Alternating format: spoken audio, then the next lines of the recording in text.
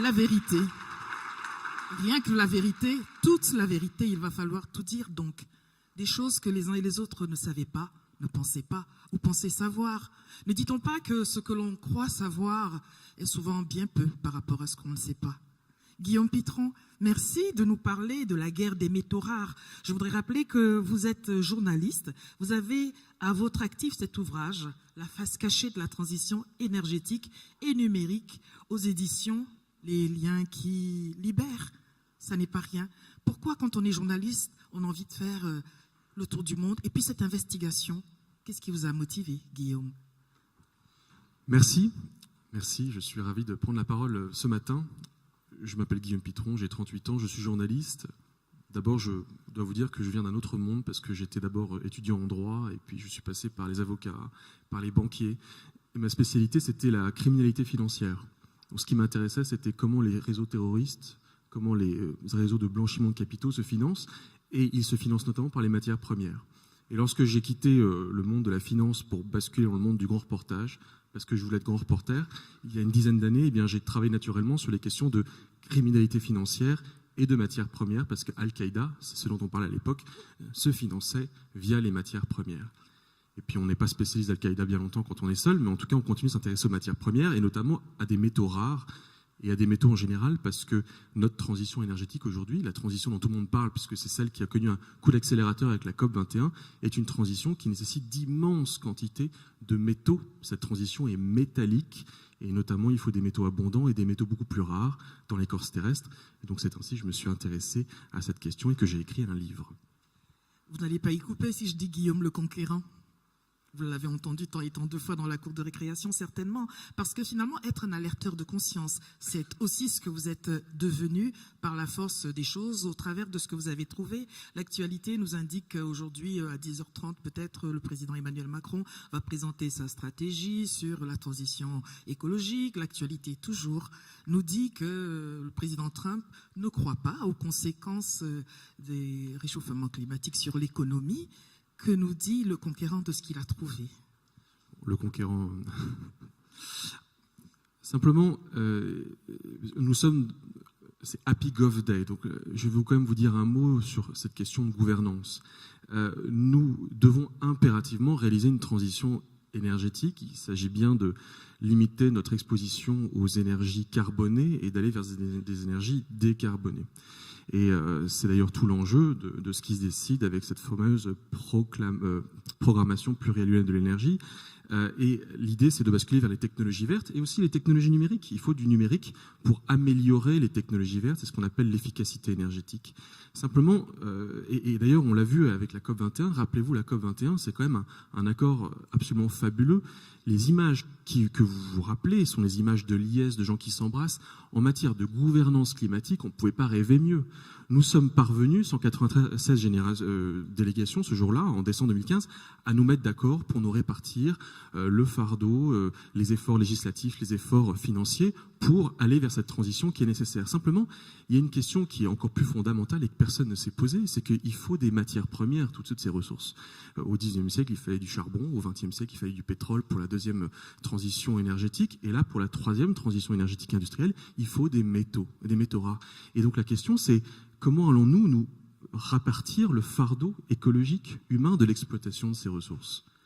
Comment allons-nous nous coordonner pour que chacun tire un bénéfice commercial, technologique, équitable de ces matières premières? Et puis, quel modus operandi il va falloir que nous trouvions, adoptions pour que nous n'épuisions pas ces ressources, parce qu'il y a des questions de pénurie, et pour ne pas se faire la guerre pour les capter. Et ça, personne ne s'est posé ces questions. L'accord de Paris ne mentionne pas une seule fois le mot matière première.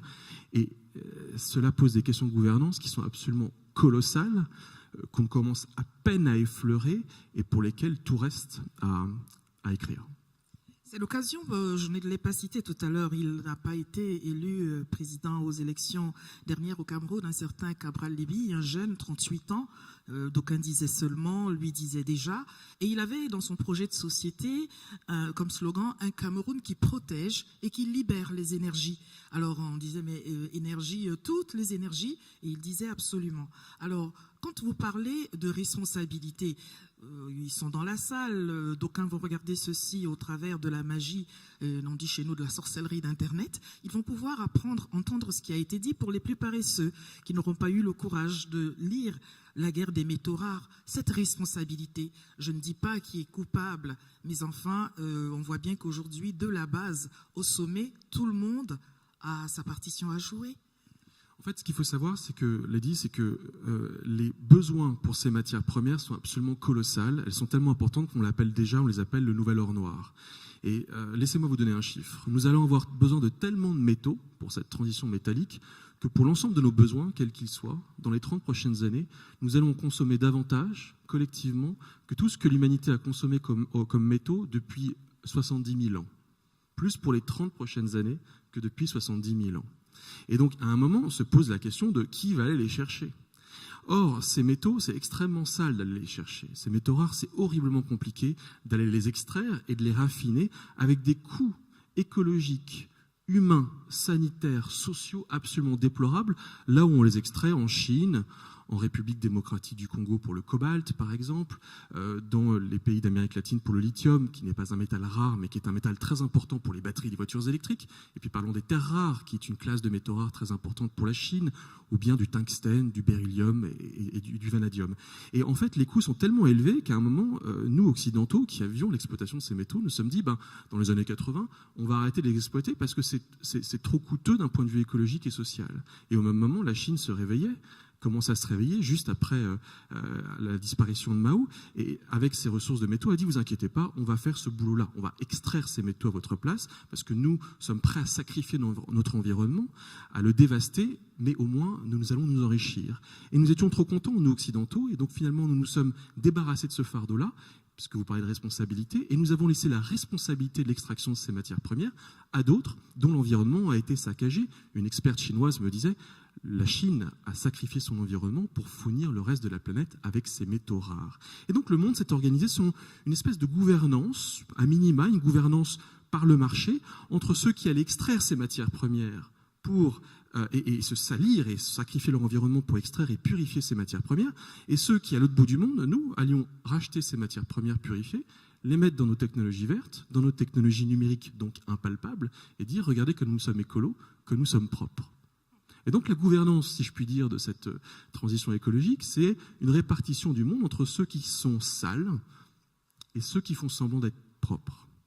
Coluche avait donc raison, c'était l'histoire de la lessive et des enzymes, mais qu'est-ce qu'elle devient, la saleté propre? En réalité, donc, les énergies propres ne le sont pas tant que cela, d'une part, et puis surtout, derrière, il y a des véritables enjeux, il y a les responsables, et puis il y a ceux qui subissent.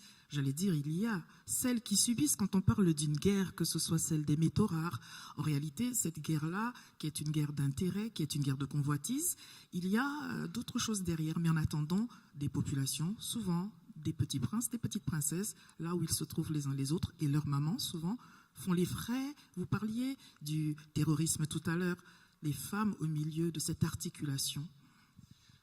Les femmes, j'en ai pas. Alors moi, j'en ai pas beaucoup vu dans les mines parce que j'ai pas eu accès forcément aux mines. En revanche, vous avez autour de ces mines de métaux rares, qui sont des enfers de Dante, notamment en Chine, des populations riveraines qui vivent à côté du métal, à côté des mines et puis des usines de raffinage.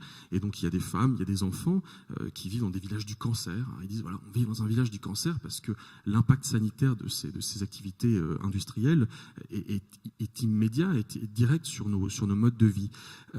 Et voilà, alors simplement, ça c'est une forme de... C'est-à-dire qu'en fait, on n'a pas inclus finalement les populations qui vivent de, par, pour, avec le métal, la matière première, le socle tangible de cette transition, on n'a pas inclus ces populations-là dans notre réflexion sur une forme de gouvernance. Donc il y a les oubliés de la gouvernance.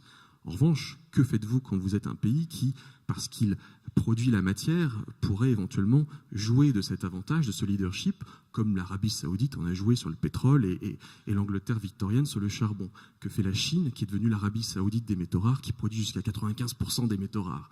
Et c'est là qu'il y a une guerre, et une guerre qui n'est pas seulement écologique, mais aussi une guerre économique. Et c'est là qu'on va voir d'autres pays monter en puissance parce qu'ils vont s'arroger les bénéfices industriels, les bénéfices technologiques des nouvelles technologies, des technologies vertes et numériques qui dépendent de ces métaux. Quelque part, n'a-t-on pas juste déplacé les problèmes quand on voit ces navires poubelles avec leurs produits dont personne ne veut dans un endroit de la planète et que consciencieusement on emmène ailleurs, et puis que l'on découvre que cet autre endroit de la planète, un jour il faut quand même y aller pour chercher d'autres choses. Est-ce que ce n'est pas la fuite en avant tout simplement ? En fait, nous avons déplacé le problème. Nous n'avons pas réglé le problème, et nous ne sommes pas en train de régler le problème, selon moi. Nous sommes en train de le déplacer. Nous avons toujours besoin de ressources pour toutes les technologies. Et à chaque génération technologique vient se greffer une nouvelle génération de ressources. Et en basculant dans l'après-pétrole, toutes choses égales par ailleurs, parce que comme vous le savez, on aura toujours besoin d'énormément de pétrole, de plus en plus de pétrole, mais la part du pétrole va baisser dans nos mix énergétiques. En basculant dans de nouveaux mix énergétiques qui feront la part plus belle aux technologies vertes, eh bien en fait, nous substituons une dépendance à une autre. C'est un peu comme si je suis cocaïnomane et qu'on me dit « T'inquiète pas, j'ai une solution pour toi, on va passer à l'héroïne ».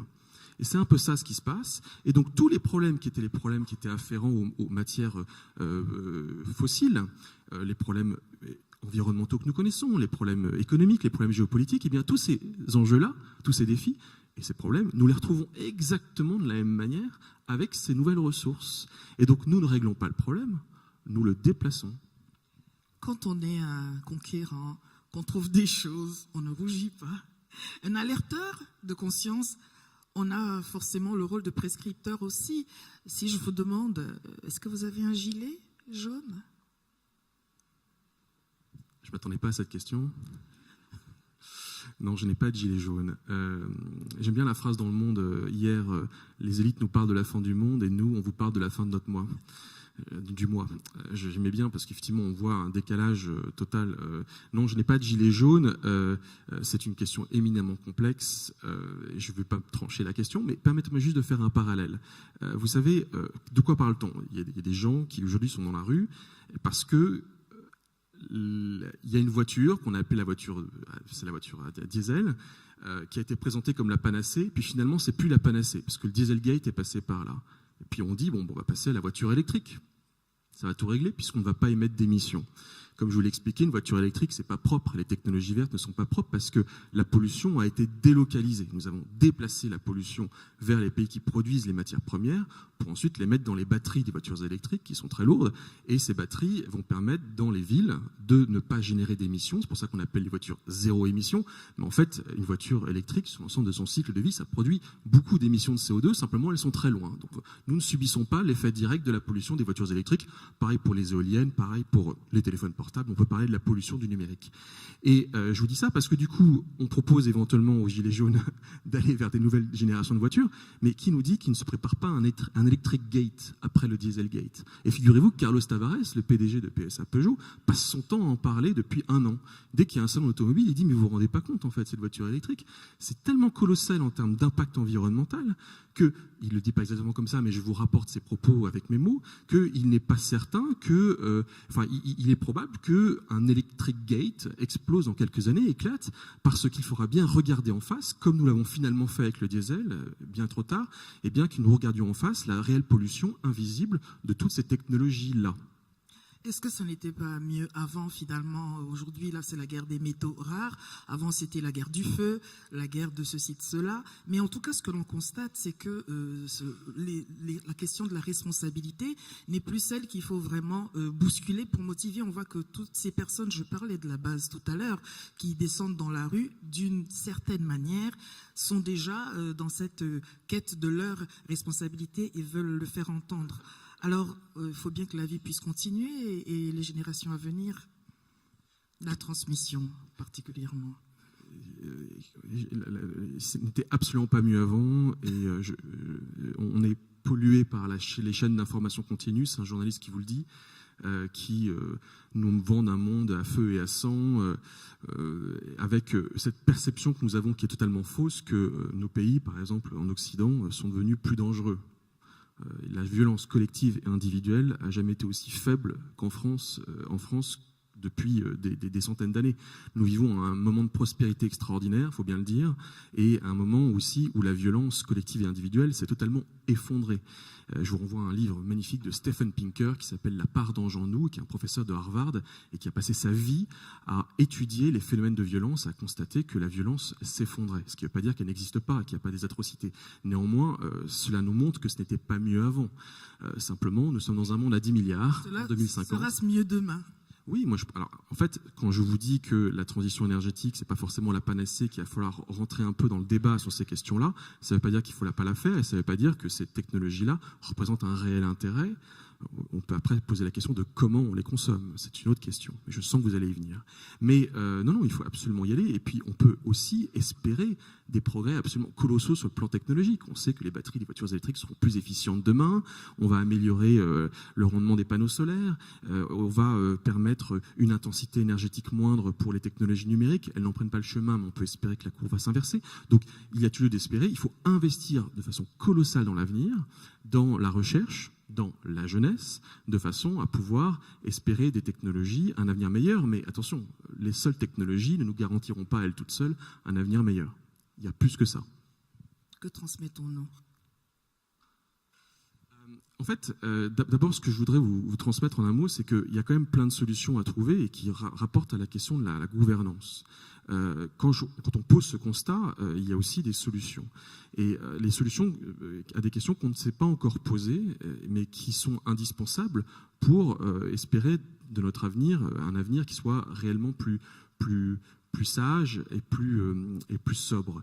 Je veux dire, la question de la gouvernance minière, par exemple, puisqu'on parle de gouvernance, se pose. À un moment, la question se pose pour nous, mais qui va assumer ce fardeau des ressources ?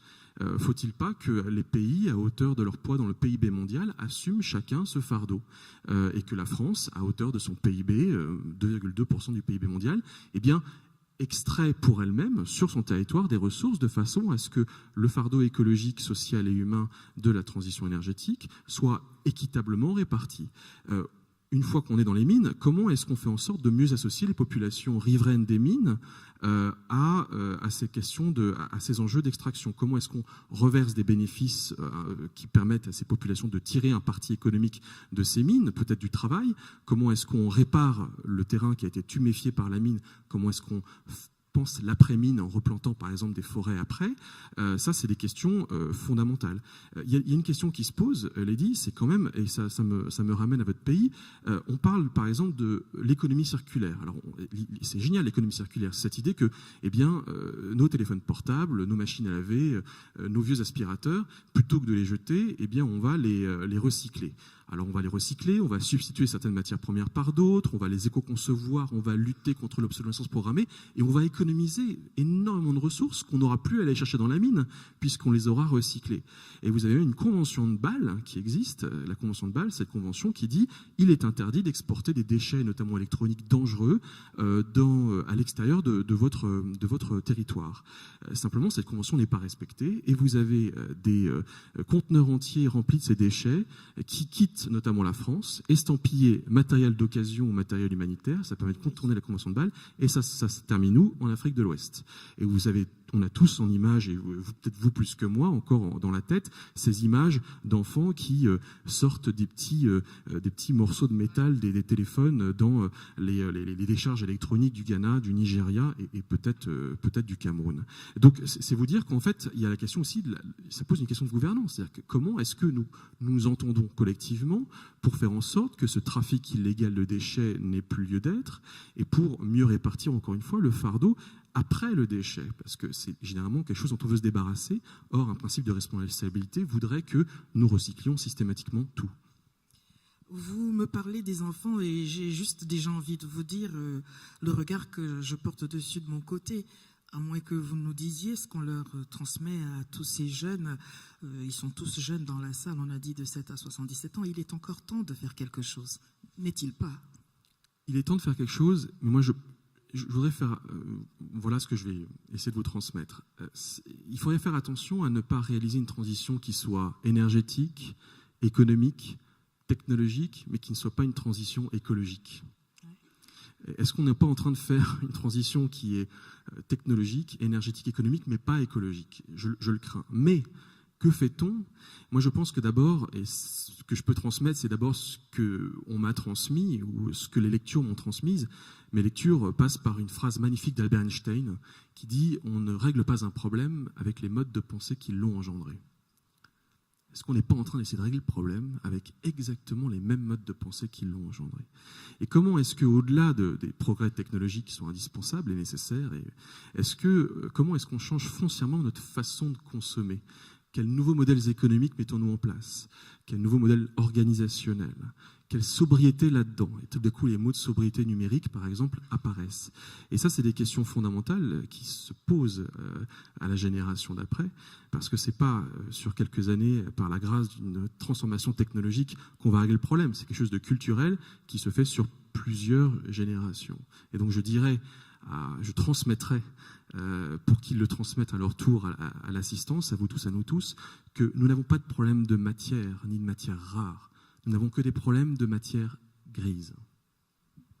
Et est-ce que ça n'est pas l'être humain le problème? En tout cas, celui qui le crée. C'est pas le problème. Si, c'est un problème, mais comprenez que je suis trop optimiste pour ne pas penser qu'il est également la solution.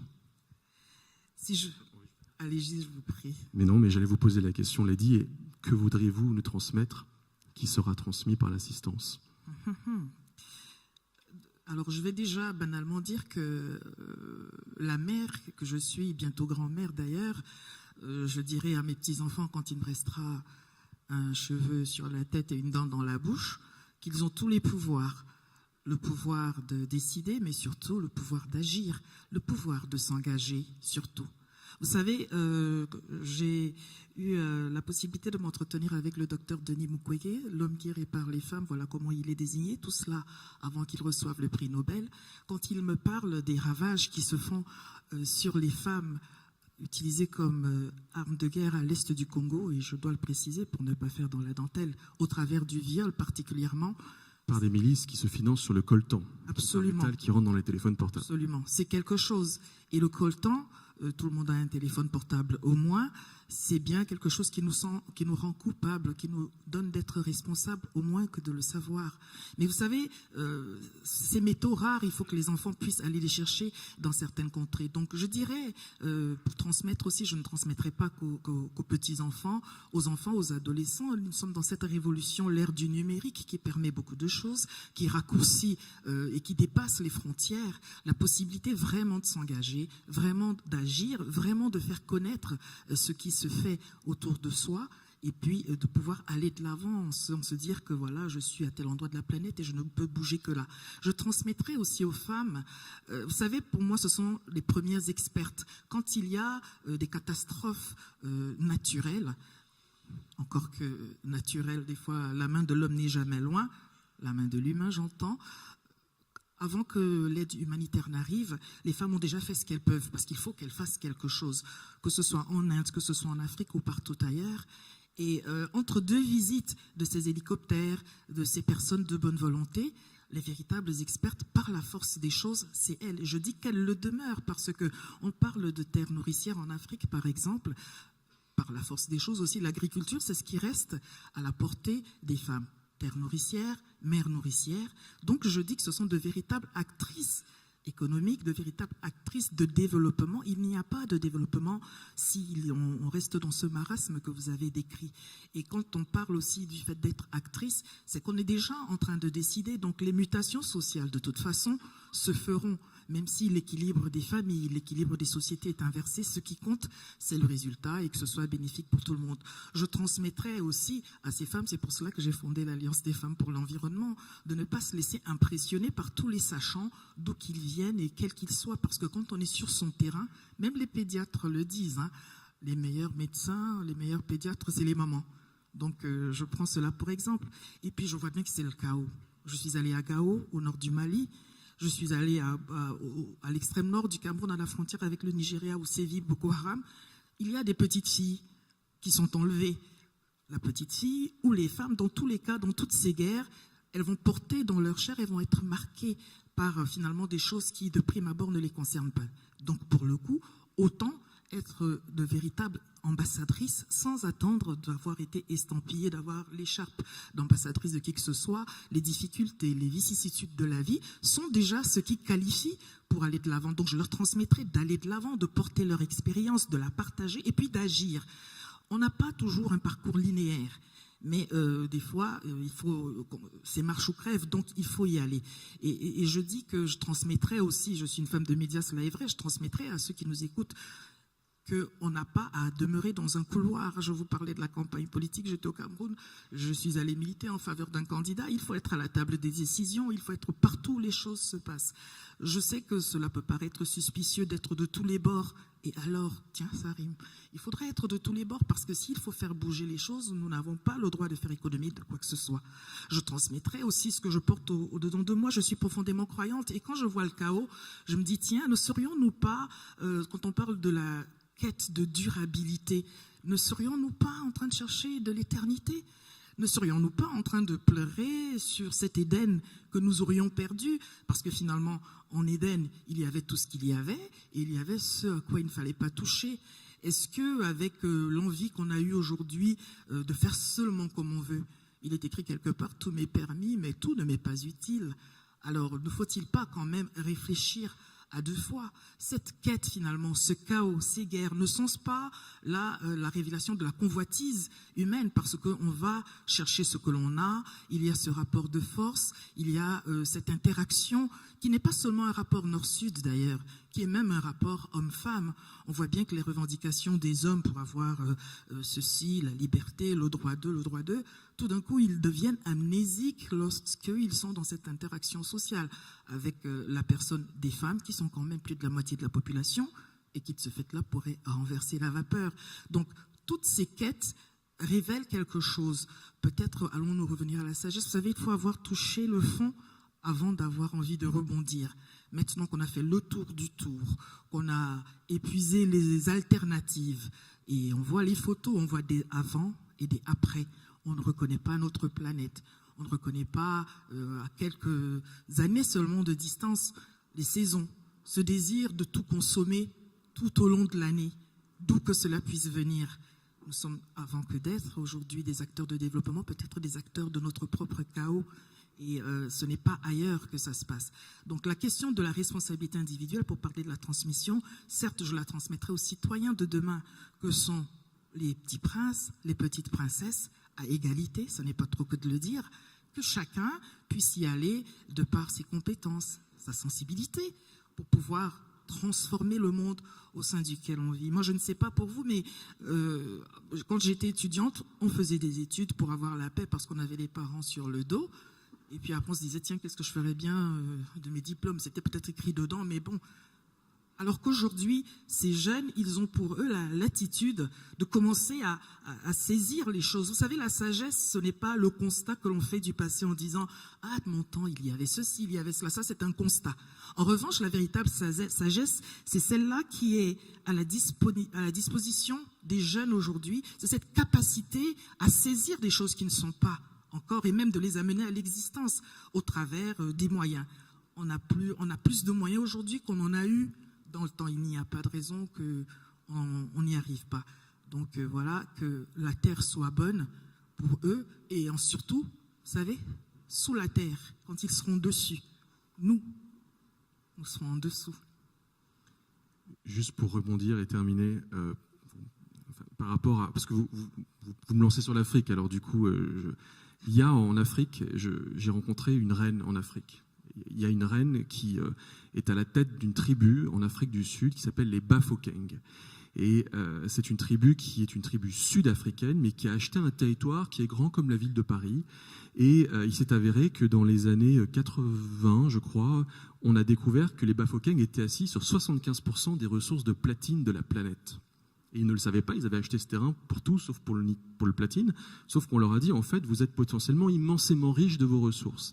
Puis naturellement, ce qui s'est passé, c'est que les juniors minières occidentales sont venus, ont fait signer à cette tribu des contrats plus ou moins équitables, etc. Et puis à la fin de l'apartheid, eh bien cette tribu, avec sa reine à sa tête, qui fait 300 000 personnes, il y a 300 000 sujets, eh bien c'est un peu rebellé et puis a dit on va tout renégocier, tous les contrats.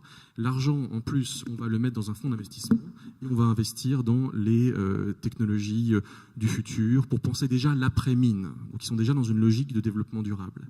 Et c'est aujourd'hui la tribu la plus riche du continent. Et tout le monde vient de la Banque mondiale, de RD Congo pour regarder le succès des Bafokeng. Et ça nous dit quoi, ça ? Ça nous dit en fait qu'à un moment, les Africains ont compris qu'ils, d'abord, ils sont riches de leurs ressources, des ressources minières notamment, on en trouve partout en Afrique, phosphate au nord, platinoïde au sud, en passant par, comme vous savez, le cobalt et le coltan par exemple en RD Congo, et qui peuvent être riches de cela, et ils peuvent en tirer un parti pour les générations futures. Et l'idée, c'est pas seulement de vendre le minerai, c'est de vendre le métal, puis de vendre le composant, et de vendre finalement le produit fini avec le minerai à l'intérieur, mais en développant le processus, le tissu industriel dans les pays où se trouvent les mines, de façon à faire des mines un facteur de croissance inclusive. Et l'Union africaine est très impliquée là-dedans. Alors je ne dis pas que c'est demain que ça va se réaliser, mais en tout cas, ce qui est intéressant, c'est de voir que toutes ces technologies-là, c'est peut-être une chance pour l'Afrique. Vous savez, quand vous parlez d'Afrique, on va terminer peut-être dessus, on n'a pas parlé de l'eau. L'eau est rare, mais je dis qu'elle n'est pas si rare que ça. Si vous voulez trouver de l'eau, regardez sur la tête des femmes. Juste, il faudra aller aussi loin qu'elle se trouve. Dans ma région, c'est à Ezeka, dans le centre du Cameroun. Depuis l'année dernière, on a trouvé de l'or. On se dit, mais comment cela se fait ? On a trouvé de l'or et c'est avéré. Et tous les experts sont arrivés. Et tout d'un coup, dans les rues d'Ezeka, il y a des hommes avec ce qu'ils n'avaient jamais au-dessus de leur tête, des grandes bassines. Pas pour aller chercher de l'eau, pour aller creuser de l'or. Il faut de l'eau pour les matières premières. Et en fait, nous ne manquons peut-être pas de matières premières faute de métaux, mais faute d'eau. Nous voulons bien croire que ceux qui sont là, aussi responsables qu'ils sont tous, les jeunes, les vieux, les politiques, les entreprises, la société civile, monsieur, madame, tout le monde, avec ou sans gilet, vous, nous allons continuer cette grande aventure avec la génération de demain. Merci. Je rappelle que vous êtes l'auteur de La guerre des métaux rares, Guillaume Pitron, aux éditions Les Liens qui libèrent.